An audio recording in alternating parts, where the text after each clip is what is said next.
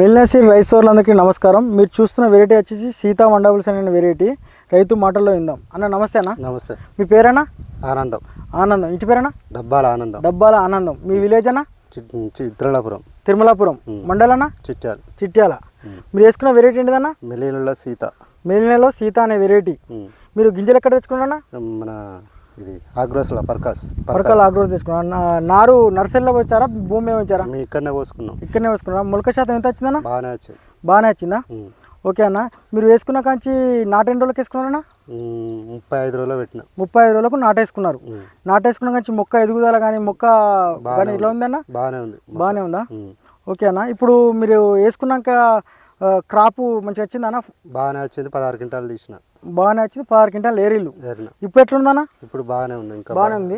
Rice సోర్లారా చూడండి, ఇప్పుడు crop ఈ స్టేజ్లో ఉంది.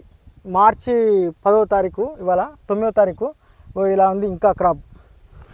ఓకే అన్న. ఇప్పుడు మీరు వేసుకున్నందుకు సాటిస్ఫైడ్ అన్న? ఇతనం బాగానే తేజాల, ప్యూర్ తేజాల్లో క్వాలిటీ మంచి నెంబర్ 1గా సీడ్ ఉంది. ఇప్పుడు మీరు అమ్మిన 16 క్వింటాలు కాస్ట్ ఎంత పడ్డదని? మార్కెట్ 18,500. 18,500 పడ్డది. మార్కెట్ రేట్ ఎంత అండి? 19,000. 19,000 మార్కెట్ అయితే 18,500 అనేది పడ్డది. ఓకే. మీరు 10 మందికి చెప్పగలుగుతారా ఈ ఇత్తనం గురించి? చెప్తారా? ఓకే అన్న, థ్యాంక్ యూ.